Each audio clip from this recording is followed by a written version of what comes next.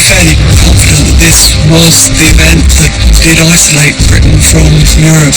It completely changed this. It changed the course of Britain. And could a flood like this happen again?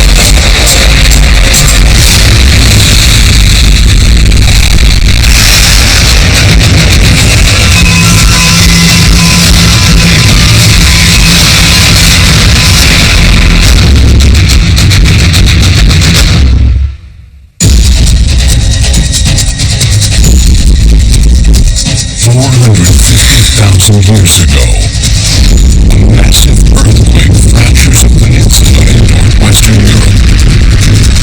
The violent tremor demolishes a land bridge connecting England and France and unleashes a lake the size of Texas on a collision course with the Atlantic Ocean. Suddenly, a thundering wall of water 10 miles wide sweeps across the land, obliterating everything in its path. The front of this thing would have ice and big blocks of rock moving the same as fast-moving vehicles on a highway.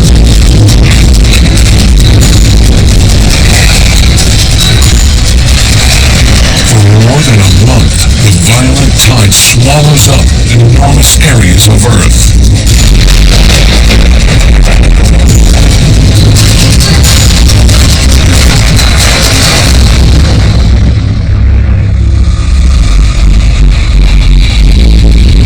When the torrent finally subsides, the European continent has been broken in two. A massive peninsula to the north is now an island, separated from Europe by a vast channel. We're talking about a gigantic torrent of water like this. It's not just covering the land, it's carving the land in its path. And what we're seeing here is that it literally dug an English Channel for itself. It would have been a huge spectacular event and one of the biggest, movements of water that we know about in geological history.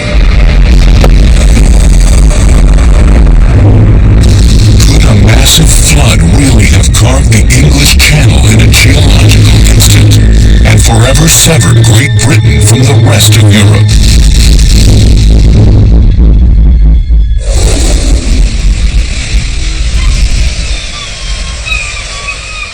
Today, the English Channel is one of the world's most famous and well-traveled waterways, stretching 350 miles between the North Sea and the Atlantic.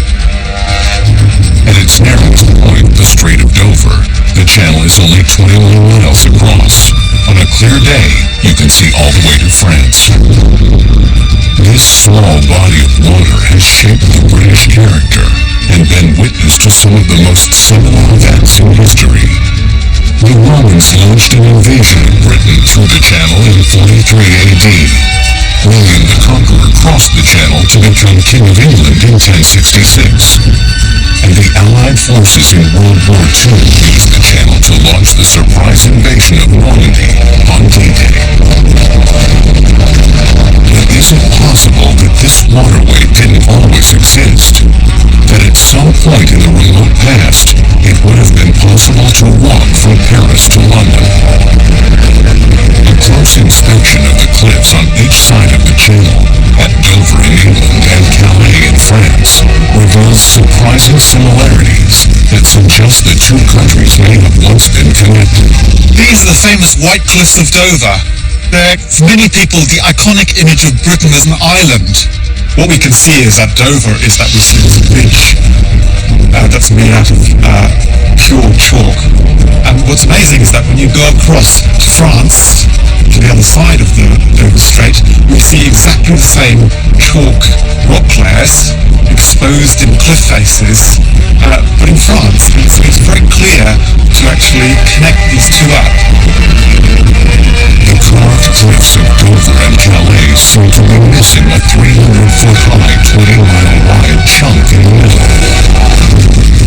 Could this be the missing land bridge that once linked Great Britain to the continent of Europe?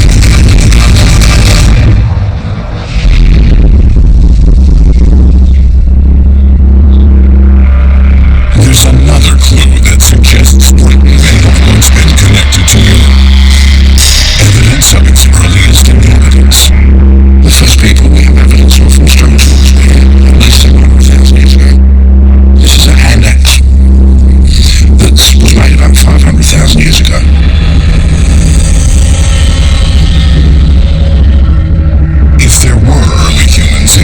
700,000 years ago, how did they get across the English Channel? Man would not develop boats for hundreds of thousands of years. Because it's not a very wide body of water. I mean, just over 20 miles at its narrowest point. But even so, if you haven't got boats, that's not going to be easy to cross. So what we think happened, the Neanderthals did not have boats. When the first people came into Britain, there was a permanent land bridge when we joined on to Europe. They were able to walk across this land bridge. So if you can imagine where, say, the chalk cliffs of Dover are today, in the past they ran continuously as a land bridge right across France. But if England were once joined to France, what could have caused the land between them to vanish without a trace? For years, geologists suggested erosion as the prime suspect.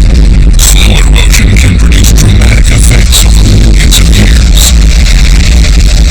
To understand just how strong a force this process is, we can look at one of the most famous examples of erosion, the Grand Canyon.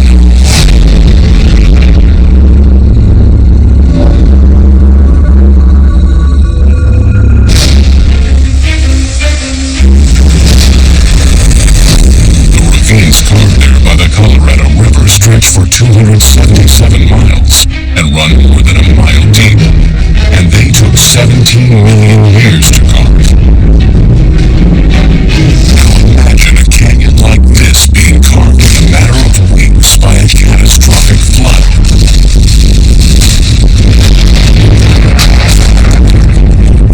That's the radical hypothesis scientists Sanjeev Gupta and Jenny Collier at Imperial College London are suggesting happened to the English Channel.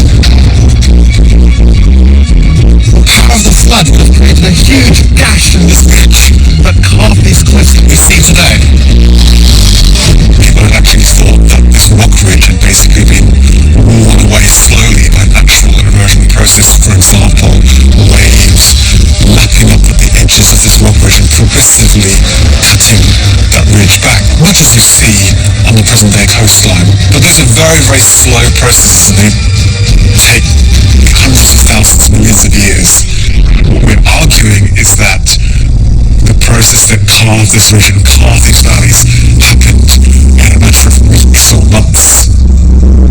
But is water powerful enough to break off a piece of a continent in a matter of weeks? Not everyone in the scientific community was convinced. This land barrier, which was made of bedrock chalk, it's difficult to see how that would collapse in a very short time, which would be necessary to provide a massive flood event. But Gupta and Collier believed that a massive flood was responsible for creating the English Channel in a geological instant. We're fairly confident that this was the event that did isolate Britain from Europe. We've never actually witnessed one of these events, but even looking at the scale of what happens in modern floods, it would have been a truly terrifying experience. I don't think I'd like to have been there. The scientists argued the flood capable of unleashing such destruction would have been on a magnitude we have never seen. The closest we may have come occurred right here in the heart of America. In 1993, record rains hammered the Midwest and caused the Mississippi and Missouri rivers and all their tributaries to overflow their banks. It rained and flooded for something like 200 days, which is hard for most people to imagine. It's sort of relentless. And the Mississippi River overflowed its banks, flooded out entire towns, took away railway lines, gas lines, telephone lines, wiped out farms and cattle. The destruction was massive and widespread, covering 9 states and 400,000 square miles. The flood lasted for weeks. Its devastating effects took years to undo. It went on and caused millions of dollars worth of damage, and it took years for them to recover. But as deadly as this flood was, eventually the waters receded and the landscape returned to the same condition. The face of the earth was unchanged.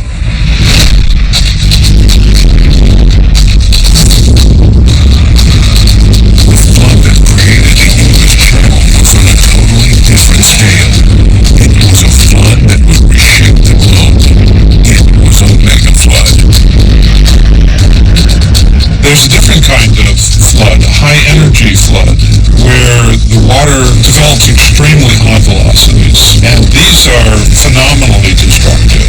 They're the floods that can move huge boulders and create massive destruction, much larger than the kinds of flows of water that people usually think of. The quantity of water could easily fill the Grand Canyon.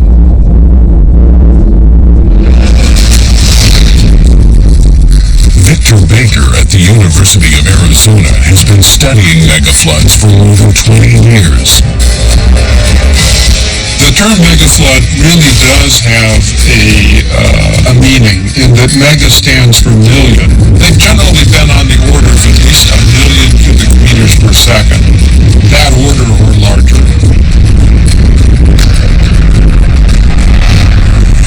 1 million cubic meters of water, that's 300 times the amount that flows over Niagara Falls in a second.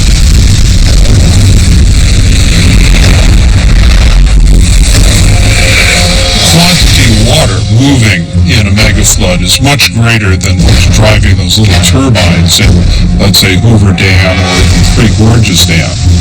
You're talking about astronomical amounts of energy. In modern times, floods occur because of heavy rains or when rivers overrun their banks. But the formation of a megaflood requires a perfect storm of environmental circumstances. A massive amount of water trapped by a natural land barrier, and a seismic shock such as an earthquake, which can unleash the violent power of the water in an instant. Could this have been the scenario that tore England from the rest of Europe? Could an earthquake have ripped open the barrier that held back an enormous lake, sending enough water to fill Texas, racing across Europe? What evidence could there be to support this theory?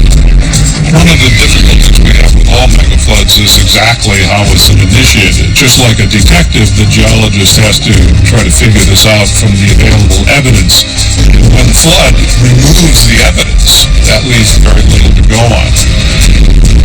Just how will scientists piece this prehistoric puzzle together?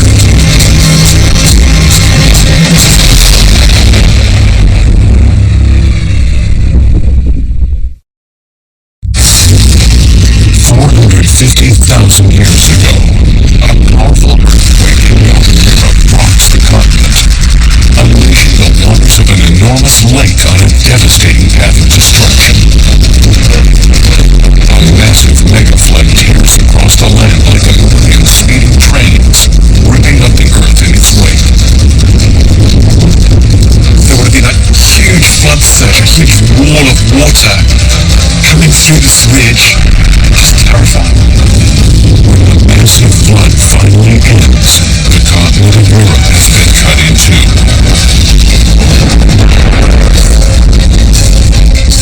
It would have been amazing. The scale of it, Niagara Falls would look like a Sunday picnic compared to it. It would have been surging constantly, frightening next to the end. But is this catastrophic megaflood real or just legend? A pair of experts at Imperial College London, Sanjeev Gupta, a geologist, and Jenny Collier, a marine geophysicist, believe it really happened. Well, this flood event basically explains why Britain's not.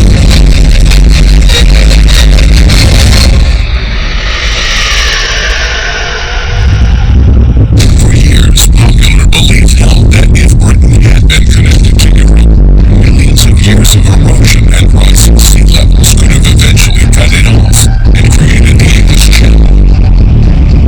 But a radical theory that the island of Britain could have been broken off from the continent of Europe by a massive flood was first proposed in 1984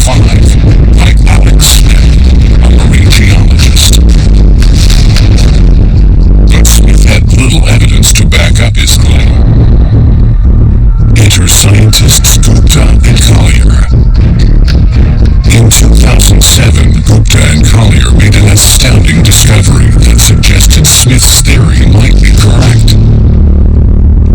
They were testing state-of-the-art sonar equipment in the English Channel that revealed the seabed in spectacular detail. This sonar equipment basically traces a line up and down the seafloor and measures the depth of water. This allows us to really in detail map the seafloor topography. A remarkable picture of the seafloor came into view. In a part of the world not known for abrupt geological contours, they saw a large valley stretching 10 miles wide, hundreds of miles in length, and more than 300 feet deep. And it was just stunning. It was just extraordinary. What we could see was a huge valley carved into rock, but just quite extraordinarily enormous compared to normal river valleys.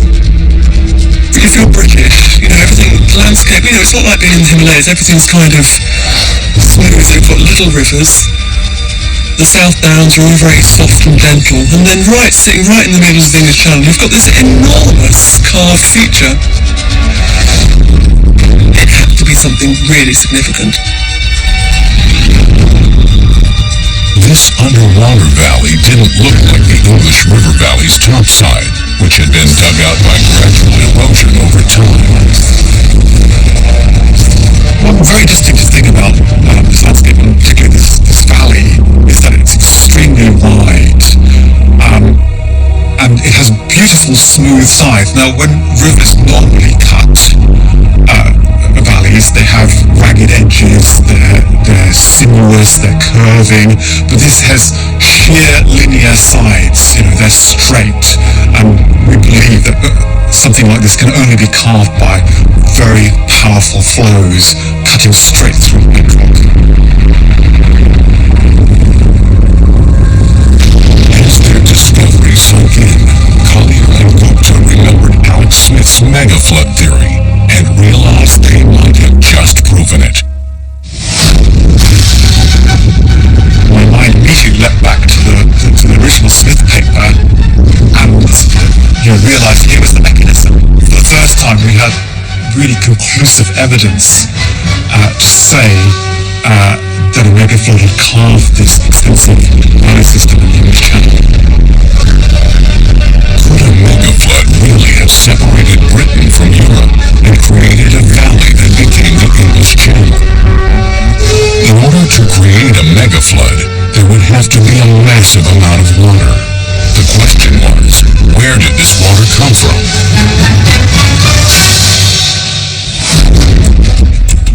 450,000 years ago, the time the scientists believed the flood happened, the world was in the middle of an ice age. The continents were gripped by glaciers. If you could have flown over Britain 450,000 years ago, it would have been unrecognisable from the Britain we see today. So you would have seen a huge covering of an ice sheet in places perhaps a mile thick. So perhaps the little tops of mountains poking out of this ice sheet, and south of that ice sheet a polar desert, a treeless landscape similar to the northern Arctic today. The ice said, the floods formed Norway. We know that because we can find Norwegian rocks in northern Britain. In this ice age setting, an enormous freshwater lake likely formed at the northern edge of modern Britain and stretched for hundreds of miles,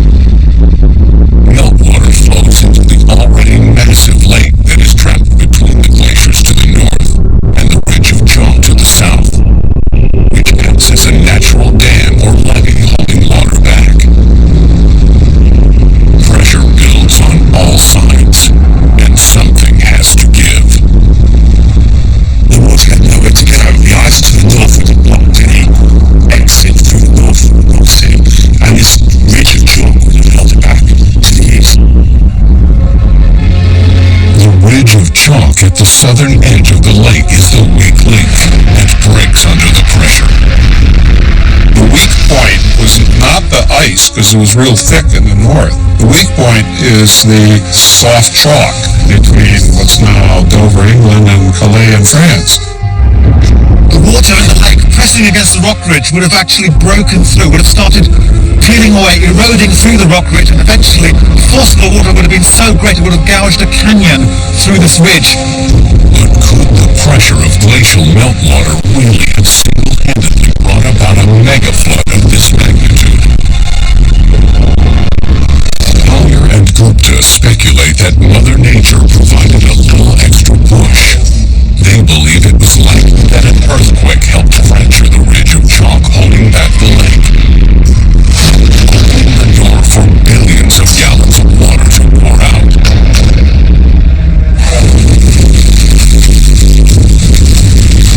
We know that there are small earthquakes, for example, off the south coast from time to time, and possibly this event only happened because of a coincidence between a small earthquake and a high water level behind the dam, and that's what caused it to fail.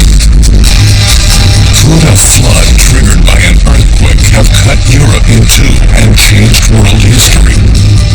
Could this explain the canyon at the bottom of the English Channel? What other evidence would show that these striking underwater formations are really the result of a catastrophic flood and not a more gradual geologic process? Have there been other megafloods across this planet and beyond?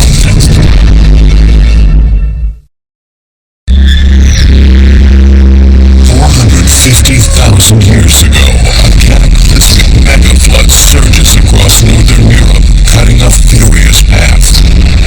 A wall of water 100 feet high carves a vast canyon through the earth, forever cutting the continent of Europe in two.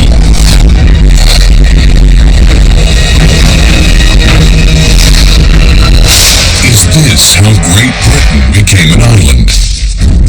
Professor Sanjay Gupta and Jenny Collier at Imperial College London think so, and they believe they have the evidence to prove it. They had discovered a curious landscape at the bottom of the English Channel. Steep canyons, sharp sides, and other unusual features that they think only a megaflood could have carved.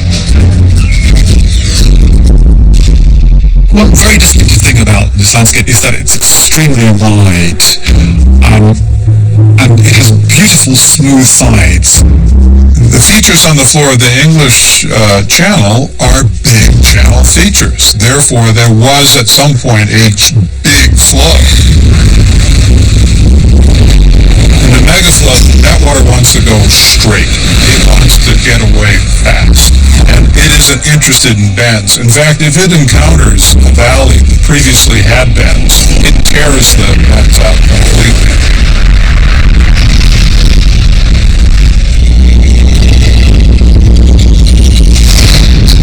But could a flood have created the English Channel? Is it possible for a mass of water to cut a valley stretching hundreds of miles in length and more than 10 miles across in a matter of weeks? Geologists didn't think so. Traditional science had always suggested that massive changes to the landscape generally take place over long periods of time. Processes like the creation of mountains and erosion take millions of years. But is there a landscape that defies conventional wisdom and may be a key to understanding the origin of the English Channel?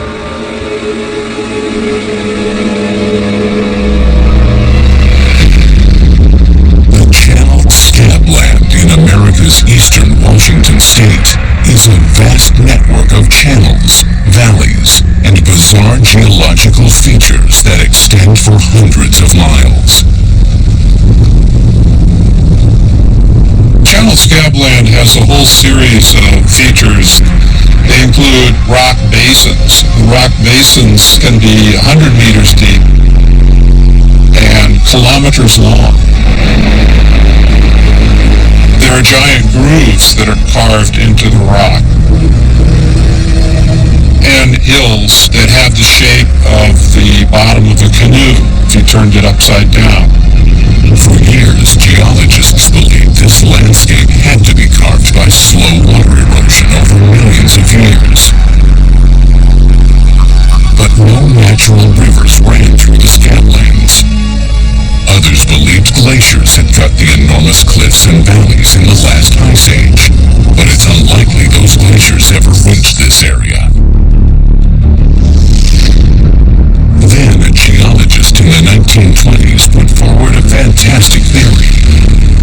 A giant flood had carved the channeled scabland. At the time, the idea was met with contempt. No one could imagine how water could have reshaped the land so dramatically. In the 19th century, geologists espoused that small forces, small flows of water acting over long periods of time were somehow a better explanation for the kinds of features that were seen in landscapes. Scientists wondered, even if a megaflood were possible, where would the water have come from? When evidence of a massive ancient glacial lake was found in nearby Montana, the geological community finally accepted the shocking truth that the scablands were formed when the lake burst through its natural dam.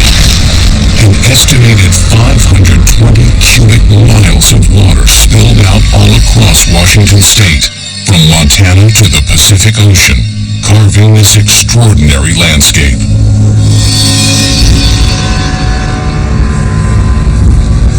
The flooding was probably about 10, 15 miles wide here. You can see from one horizon to the other.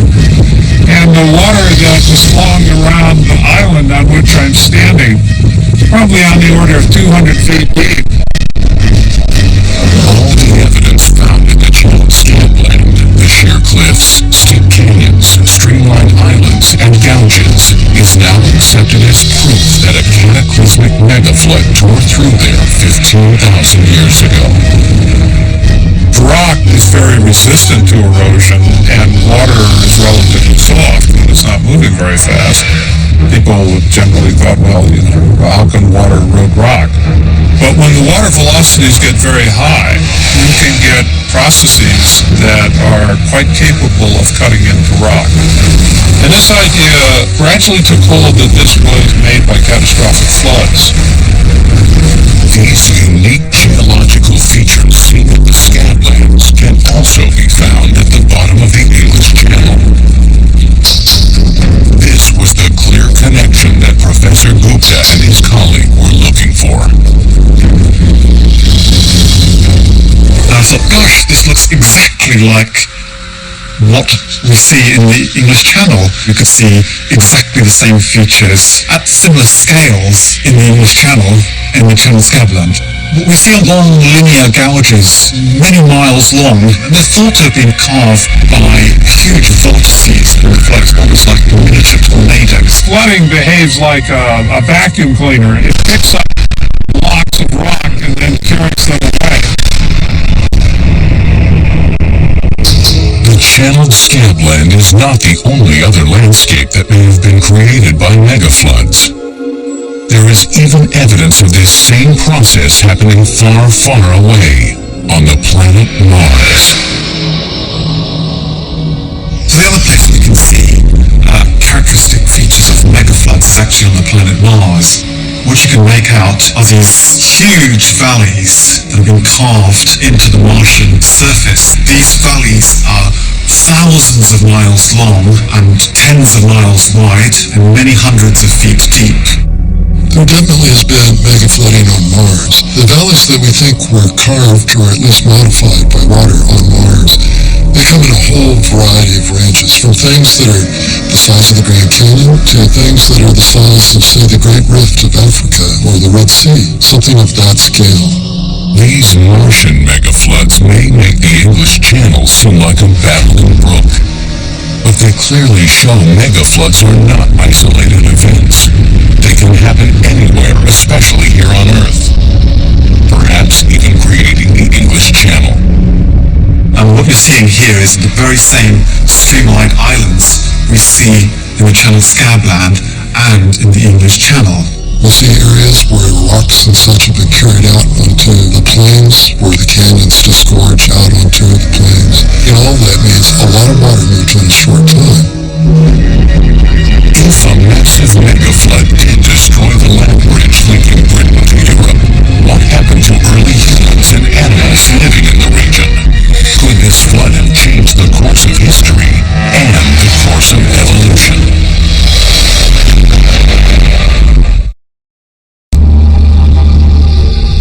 450,000 years ago, did a mega flood tear through Europe, forever splitting England from the rest of the continent? Could the vast English Channel be the remnant of this ancient flood, and be proof of a prehistoric storm that reshaped the face of the globe? I was actually quite opposed to the idea originally. What convinced me was the morphology on the floor of the channel, which closely resembles the morphology that we associate with substantial floods.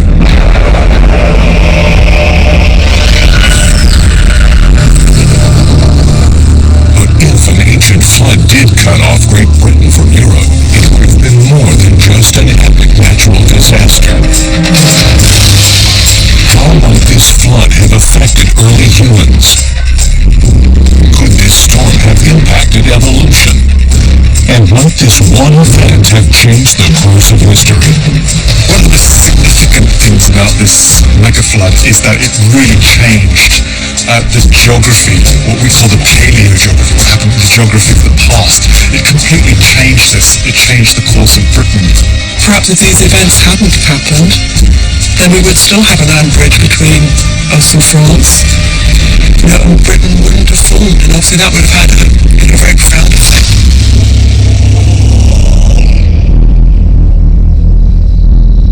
At the time of the flood, early humans had been inhabiting areas in Great Britain for hundreds of thousands of years, beginning as far back as 700,000 years ago.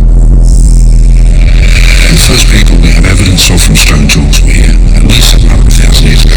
They were able to walk across the stone bridge.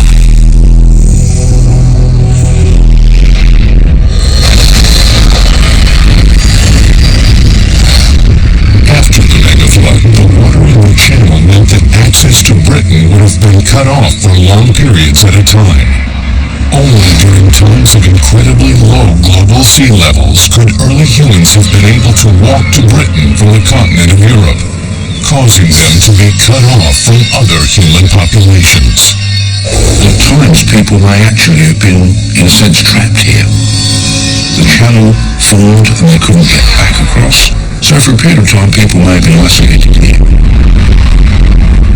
A small group of early humans could have been stranded on Britain for hundreds of thousands of years with no contact with other early humans in Europe. Is it possible that these isolated people would have developed into a unique species of man? It might not be as far-fetched as it sounds. Evolutionary biologists believe that isolated populations can evolve into new and distinct subspecies.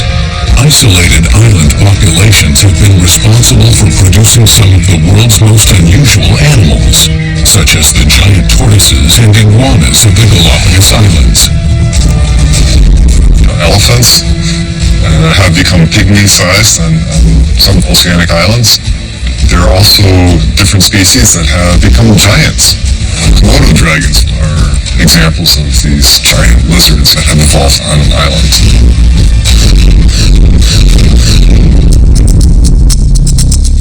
Could this same process of unique evolution have been occurring in Britain?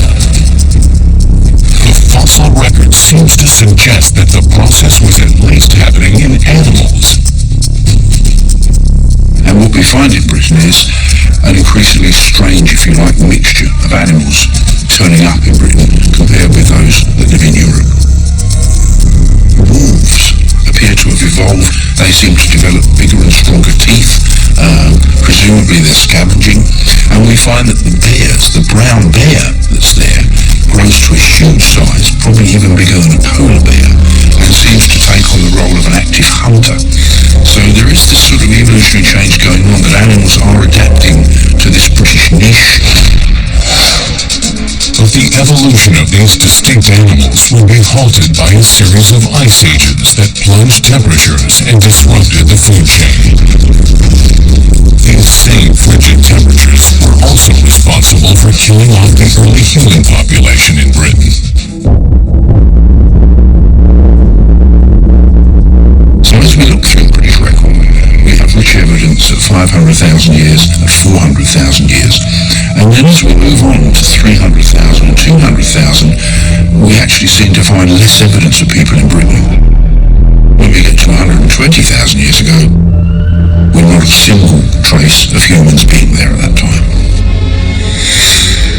But while early humans in Britain seem to have perished, their relatives in Europe did not.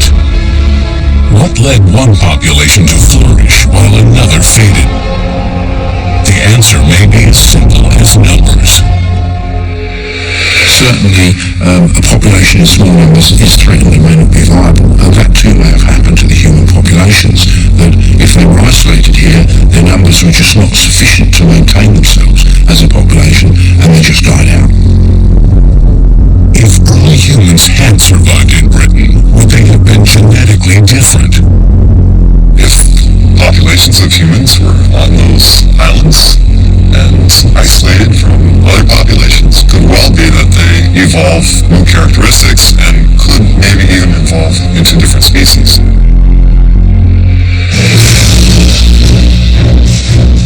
Early humans would disappear from Britain for more than 100,000 years. The incredible thing is, it's only in the last 12,000 years that we've got a continuity of human populations right through to the present day. The mega flood that broke apart Europe 450,000 years ago was one of the most astonishing and powerful forces in geological history, forever severing Great Britain from the continent of Europe. But as powerful as this flood was, it couldn't triumph over human ingenuity. In 1994, mankind would finally reconnect Britain to Europe with the completion of the Channel, a 30-mile undersea rail tunnel connecting England and France beneath the Strait of Dover. Though reconnected through the Channel, the British remain steadfastly independent, and the English Channel plays a large part in giving them a distinct identity. British still feel that they should have some kind of slight separation, some kind of slight difference between us and the continent, even though it's only 30 miles across. In many ways, Britain and the British don't really feel part of Europe. There is a British identity, and I think this event created that. I think if this event hadn't happened, there would have been nothing distinctive about this promontory that sticks out into the North Atlantic.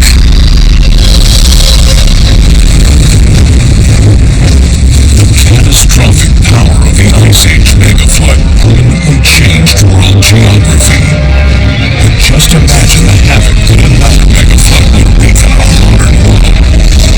In some places on our planet, that threat is all too real.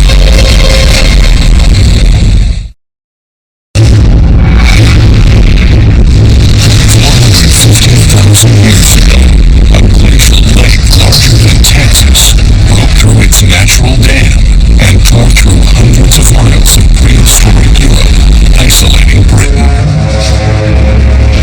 Could another megaflood rip through a region of the world today? It's not likely that a glacial lake will burst and threaten a major city anytime soon, but there is a potential modern-day counterpart: levees and the man-made hydroelectric megadam. So something like 80,000 major dams here in this country, holding back billions of gallons of water. The potential for disasters everywhere. But can these dams and levees be broken by the force of this water? What if one of these massive dams catastrophically failed? It's happened before. One minute you have gallons of water. Suddenly, the dam is falling apart and that water is coming out, sweeping away everything in its path. With a dam break, it's so abrupt, it's so sudden, and the water is moving so quickly that it really has the power to catch people unaware. In 1928, the newly built St. Francis Dam in California, just 35 miles north of Los Angeles, failed 3 minutes before midnight on March 12th. Considered the worst American civil engineering disaster of the 20th century, the flood killed more than 450 people. A wall of water came crashing down a valley and wiped out towns. People were asleep. There was no forewarning. It had a wave that was in excess of 100 feet tall, and this wave was so powerful, it actually was carrying 10,000-ton concrete blocks that were pieces of the burst dam as far as a mile downstream. And that's really the power that these waves have to carry and to move and to bulldoze the land that they strike. Levee breaks are no less destructive. Witness the devastation visited on New Orleans after the levees failed in the wake of Hurricane Katrina. What would happen if a massive dam and a network of levees failed in the same place? Could it create a flood like the one at the English Channel 450,000 years ago? It's an unlikely scenario, but in Sacramento, California, the possibility does exist. It's been named the most flood-prone city in the country, even more vulnerable than New Orleans. Downtown Sacramento sits at the confluence of two major rivers, the Sacramento and the American. Much like New Orleans and the Mississippi River Valley, Sacramento exists in a shallow, wide bowl. It's also situated next to two rivers, so you have a potential for a perfect storm of flooding there. To protect the city from these rivers, a series of levees was built around the city, beginning more than 150 years ago. Today, many of them need constant maintenance. A lot of them, I can tell you from personal experience, are full of potholes, gopher holes, rotting vegetation, moving rocks. If we don't maintain those levees, they're going to collapse. Looming over these levees 25 miles northeast of Sacramento is the massive Folsom Dam, holding back a lake covering 10,000 acres. But experts have discovered a flaw in the 9-mile dam. If the dam fills too rapidly, they can't quickly lower the water level without potentially overwhelming the levee system downstream. A possibly lethal scenario in the event of a powerful storm. Should a major storm hit, the warm rains could melt the snowpack of the Sierra Nevada mountains just 75 miles east of the city. The water would come rushing down the American and Sacramento rivers. Experts fear that Folsom Dam may not be able to hold the high volume of water created by some storms. You can imagine a huge wall of water, 30, 50 feet high, pushing its way straight down that river, right into the city. The water would drive down the American River and smash straight into the levees, sending millions of gallons of water into downtown Sacramento. The state capital would be submerged under several feet of water, shutting down the government and possibly the entire economy. You're talking about gigantic amounts of water arriving in a very short time. If the levees on the Sacramento River also fail, nearly 500,000 people would be at risk from a sudden flood. You could potentially have a cascading effect where one levee gives way, a surge of water consumes, another levee gives way, and the dominoes lead you right into Sacramento and the surrounding farmlands.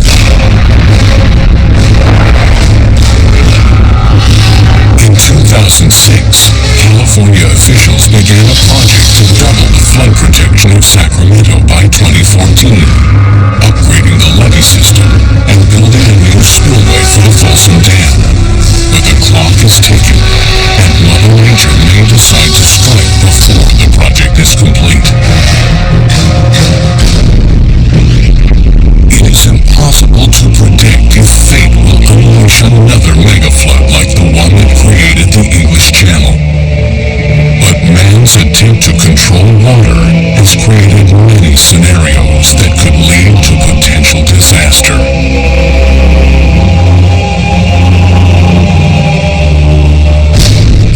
Mankind has come a long way with technology, with trying to mold the earth to our needs, but there are some things that still leave us powerless. A rush of water barreling down a hill or breaking through a dam or overflowing the banks of a river is a really good reminder that nature is still a lot more powerful